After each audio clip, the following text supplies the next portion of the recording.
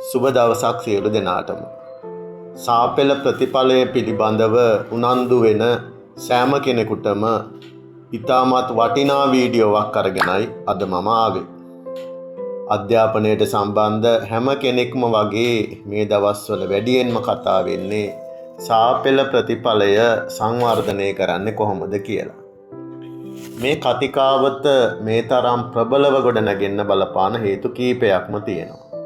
අද වන විට පාසල්, කොට්ටාස, කලාප, පළාත් අත්කරගෙන තියෙන අධ්‍යාපනික සාර්ථකත්වය මැන බලන ප්‍රධානම මිනුම් දණ්ඩ බවට පත් වෙලා තියෙන්නේ සාමාන්‍ය පෙළ සමත් ප්‍රතිශතය.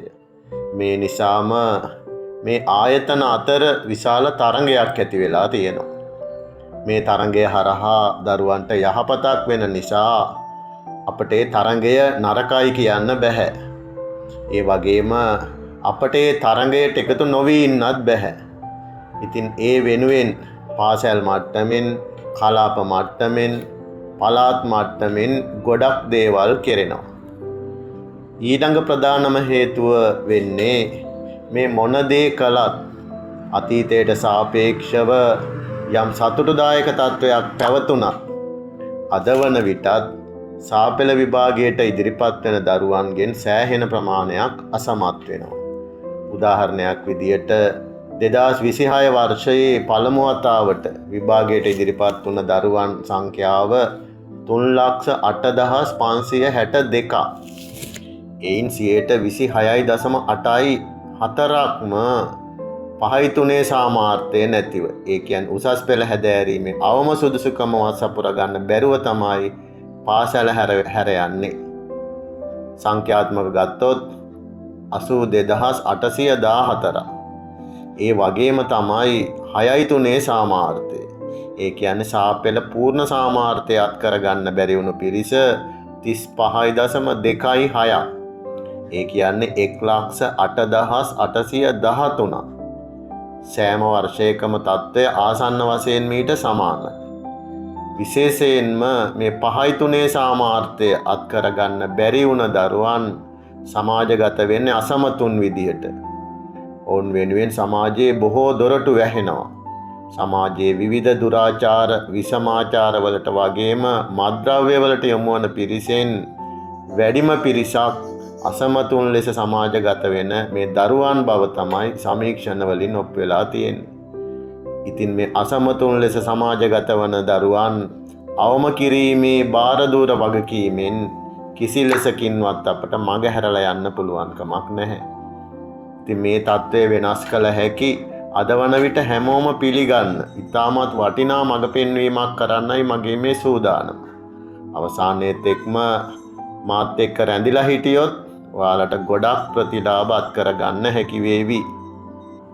සාපෙළ ප්‍රතිඵල සංවර්ධනය ගැන කතා කරද්දී අපට ඍජුවම සම්බන්ධ වෙන පංචමහා බලවේගය හඳුනා ගැනීම ඉතාමත් වැදගත්. ගුරුවරුන්, සිසුන්, දෙමව්පියන්, විදුහල්පති සහ කලාප අධ්‍යාපන කාර්යාලයේ නිලධාරීන් තමයි මේ පංචමහා බලවේගය. කොට්ටාස අධ්‍යාපන කාර්යාලය ගැන මම වෙනම කතා කරන්නේ නැත්තේ ඒ ආයතනයත් කලාප කාර්යාලයේම කොටසක් වෙන නිසායි. ඉතින් නියෝග දීම් වලින්, උපදෙස් දීම් වලින් එහාට ගිහින් පාසල් මට්ටමටම ගිහින් ප්‍රතිඵල සංවර්ධනයට අදාළ මේ සියලු පාර්ශව එකතු කරගෙන ඔවුන් අතර එකමුතු බව, අන්‍යෝන්‍ය විශ්වාසය හා පිළිගැනීම ගොඩනැගෙන ආකාරයට කටයුතු කිරීම අතිශයින්ම වැදගත්. ප්‍රතිඵල සංවර්ධනය වෙනුවෙන් මේ එක් එක් පාර්ශවය වෙන්වෙන්ව ගොඩක් දේවල් කරනවා. ඒ ප්‍රශ්නයකට තියෙන්නේ එක් පාර්ශවයක් කරන දේ පිළිබඳව අනෙක් පාර්ශවයන්ට විශ්වාසයක් නැතිකම. ඒ වගේම පිළිගැනීමක්, ගෞරවයක් නැතිකම. උදාහරණයක් විදියට ගත්තොත් කලාප කාර්යාලයෙන් ප්‍රතිඵල සංවර්ධනය වෙනුවෙන් කරන සමහර දේ පිළිබඳව ගුරුවරුන්ගේ තියෙන අවිශ්වාසයක්. එයාලා ඒවා දකින්නේ එයාලට කරන කරදරයක්, බලපෑමක් විදියට. ඒ වගේම තමයි දරුවන් වෙනුවෙන් ගුරුවරුන් කරන සමහර දේ පිළිබඳව දරුවන් තුල පවතිනෙත් එවැනිම ආකල්පයක්. අනික් පාර්ශව අතර තත්ත්වයක් මීට වඩා වෙනසක් නැහැ. ඉතින් අපි කළ යුතු ප්‍රධානම වෙනස තමයි මේ පාර්ශව අතර අන්‍යෝන්‍ය විශ්වාසය, අවබෝධය වගේම එකිනෙකා කෙරෙහි ගෞරවය ඇති කරවීම. මේ සියලු පාර්ශව අතර ඇති කරගන්නා සම්මුතිය තමයි අපි කතා කරන මේ ප්‍රතිඵල සංවර්ධන කතිකාවත. මේ කතිකාවත ගොඩනැගීමේ ප්‍රධානම කාර්යභාරය පැවරෙන්නේ කලාප කාර්යාලය නියෝජනය කරන කලාප නියෝජිතයට. එයාට පුළුවන් විදුහල්පතිතුමාගේ සහාය ලබාගෙන මේ පංච මහා බලවේගය එක තැනකට එකතු කරගන්න. ඒ සුහදහමුව තුළින් හොඳින්ම පැහැදිලි කරලා දෙන්න පුළුවන් මේ ප්‍රතිඵලයේ ඇති වටිනාකම පිළිබඳව. ඒ වගේම ඒ ප්‍රතිඵලයත් කර ගැනීම වෙනුවෙන් එක් එක් පාර්ශවයට පැවරෙන කාර්යභාරය පිළිබඳව තවදුරටත් පුළුවන්කම තියෙනවා පසුගිය විභාග ලකුණු පදනම් කරගෙන දරුවන් ඉන්න තැන සහ ළඟා කරගත යුතු ඉලක්ක පිළිබඳව දැනුවත්භාවයක් ලබලා දෙන්න. ඒ වගේම පුළුවන් පාසල තුල ක්‍රියාත්මක කළ හැකි ප්‍රතිඵල සංවර්ධන වැඩසටහන් හඳුන්වලා දෙන්න. ඒ වගේම කලාප කාර්යාලයේ මැදිහත් වීමෙන් සිදු කෙරෙන ප්‍රතිඵල සංවර්ධන වැඩසටහන්, ශිෂ්‍ය සම්මන්ත්‍රණ වැඩමුළු පිළිබඳව දැනුවත් කරන්නත් පුළුවන්. පහසුකම් අඩු පාසල් වලට අවශ්‍ය මූලික පහසුකම් සපයා දීමේ කටයුතු වලට මැදිහත් වෙන්නත් පුළුවන්. මේ හැම දෙයකටමත් වඩා වැදගත් වෙන්නේ මේ සියලු පාර්ශව අතර අන්‍යෝන්‍ය විශ්වාසයේ ගොඩනැගෙන ආකාරයට කටයුතු කිරීම. ඒ වගේම මේ ප්‍රතිඵල සංවර්ධන ක්‍රියාවලියේදී කලාප කාර්යාලය සෑම විටම පාසලට උදව් කරන්නට සූදානමින් ඉන්න බව ඒත්තු ගැන්වීමත් කළ යුතුම වෙනවා. මේ ප්‍රතිඵල සංවර්ධන ක්‍රියාවලියේදී විදුහල්පතිතුමන්ගේ කාර්යභාරයත් අතිශයින්ම වැදගත්. එතුමන් තමයි මේ සියලු පාර්ශව එකට එකතු කරන, එකට බැඳ තබන රැහැන බවට පත් වෙන්නේ. එතුමන්ට පැවරෙන ප්‍රධානම කාර්යභාරය තමයි මේ කතිකාවතට නායකත්වයේ දීම වගේම අදාළ පාර්ශව දැනුවත් කරන්න කලාප නියෝජිතයට අවස්ථාව සලසලා දීම. ඒ වගේම පහසුකම් සලසලා දීම. ඊට අමතරව ගුරු භවතුන්ගේ, දරුවන්ගේ වගේම කලාප කාර්යාලයේ නිලධාරීන්ගේ විශ්වාසය දිනා ගැනීමත් අතිශයින්ම වැදගත්. ඒ වගේම තමයි ප්‍රතිඵල සංවර්ධනයට ඍජුව බලපාන පන්ති කාමර ඉගෙනුම් ඉගැන්වීම් ක්‍රියාවලිය ශක්තිමත් කිරීමට අවශ්‍ය කටයුතු සිදු කිරීම. පන්ති කාමරය තුළ යහපත් ඉගෙනුම් වාතාවරණයක් ඇති කිරීමට කටයුතු කිරීම. වගේම ගුරු භවතුන්ට අවශ්‍ය මානසික නිදහස සහ ආරක්ෂාව සලසලා දීමත් විදුහල්පතිතුමා අතින් කෙරෙන්න ඕනේ අතිශයින්ම වැදගත් දේවල්. ඒ වගේම ප්‍රතිඵල සංවර්ධනයට ඍජුව බලපාන කැපකරු ගුරු වැඩසටහන්, හවස පන්ති වැඩසටහන්, අඩු සාධන මට්ටම් සහිත දරුවන් සඳහා වන ප්‍රතිකාර ඉගෙනුම් වගේ ප්‍රතිඵල සංවර්ධන වැඩසටහන් සැලසුම් කරලා ක්‍රියාවට නැංවීමත් කළ යුතු වෙනවා. තවදුරටත් විදුහල්පතිතුමන්ට පුළුවන් සමහර දරුවන් තුළ පවතින විනය විරෝධී ක්‍රියාවන් පාලනය කරලා ගුරු භවතුන්ට සතුටෙන් සහ නිදහසේ උගන්වන්නට වගේම අනෙකුත් දරුවන්ට නිදහසේ ඉගෙන ගන්නට අවශ්‍ය පරිසරය සකසලා දීම. ඒ වගේම මේ ප්‍රතිඵල සංවර්ධන ක්‍රියාවලියට දෙමව්පියන්, ආදි ශිෂ්‍යයන් වගේම සුබපතන්නන්ගේ සහාය ලබා ගන්නත් විදුහල්පතිතුමන්ට ලොකු හැකියාවක් තියෙනවා. මේ ප්‍රතිඵල සංවර්ධන ක්‍රියාවලියට සහාය විය හැකි ඊළඟ ප්‍රබලම පාර්ශවය වෙන්නේ දෙමව්පියන්.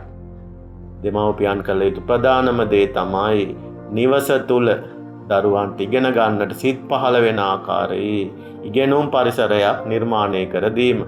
ඒ වගේම විදුහල්පතිතුමන් සහ ගුරු මණ්ඩලයේ සමග ඉතාමත් හොඳ ගෞරවනීය සම්බන්ධතාවයක් ගොඩනගා ගැනීම. විශේෂයෙන්ම කැපකරු ගුරු වැඩසටහන්, හවස පන්ති වැඩසටහන වැනි ප්‍රතිඵල සංවර්ධන වැඩසටහන් වලට දෙමව්පියන්ට ඉතාමත් හොඳින් සහාය වෙන්න පුළුවන්. ඒ වගේම දරුවන් තුළ ඉගෙනුම් අපේක්ෂාවන් ඇති කරන්න වගේම අනාගතය පිළිබඳ සිහින හදන්න දෙමව්පියන්ට ලොකු දෙයක් කරන්න පුළුවන්. මේ ප්‍රතිඵල සංවර්ධන ක්‍රියාවලියේ පුරෝගාමී කාර්යභාරය ඉටු කරන්නේ අපේ ආදරණීය ගුරු භවතුන්. විදුහල්පතිතුමන්ගේ දෙමව්පියන්ගේ සහ කලාප කාර්යාලයේ කාර්යභාරයන් ඉටු වෙන පරිසරයක් තුළ ගුරු භවතුන්ට මේ ප්‍රතිඵලය සංවර්ධනය කරන්න පහසුයි. මේ සඳහා අවශ්‍යම දේ තමයි දරුවන්ව දිනා ගැනීම. ඒ වගේම දරුවන් තුළ තමන් කෙරෙහි ආදරයක්, ගෞරවයක් සහ විශ්වාසයක් ඇති වෙන ආකාරයට කටයුතු කිරීම. දරුවන්ට ඉන්න හිතෙන, එන්න හිතෙන තැනක් බවට පන්ති කාමරය පත් කිරීමත් ගුරුවරයා අතින් විය යුතුම දෙයක්. මීට අමතර වශයෙන් හොඳ සූදානමකින් යුතුව පන්තියට යාම, පන්ති කාමරය ඉගෙනුම් ඉගැන්වීම් ක්‍රියාවලිය ශක්තිමත් කිරීම, නිවැරදිව සමත් ඉලක්ක පිහිටුවා ගැනීම, වඩා සුදුසු ප්‍රතිඵල සංවර්ධන වැඩසටහන් ක්‍රියාවට නැංවීම, දරුවන්ට ඉගෙනුම් අපේක්ෂාවන් ඇති කරවීම, තමන්ගෙන් ඉගෙන ගන්නා දරුවන් සමත් කරවීම, තමන්ගේ වෘත්තීය වගකීම ලෙස සැලකීම, වගේම දරුවන් දෙස මව්වත් ගුණයෙන් යුතුව බැලීම, ඒ වගේම තමන්ගේ විෂය ඉලක්ක සපුරා ගැනීමට උත්සාහ කරන අතරම සාපෙළ සමත් ඉලක්කය සපුරා ගැනීම වෙනුවෙනොත් ගුරු භවතුන් සුවිශේෂ කාර්යභාරයක් ඉටු කළ යුතු වෙනවා. දැන් තමයි වටිනාකමින් වැඩිම පාර්ශවය ගැන කතා කරන්නේ. දරුවන්ගේ කාර්යභාරය ගැන කතා කරද්දී මේ ප්‍රතිඵලයේ නිර්මාතෘවරුන් වගේම සැබෑම අයිතිකරුවන් වෙන්නේ මේ දරුවන්ම තමයි. අනිත් හැමෝම කරන්නේ දරුවන්ට උදව් කරන එක.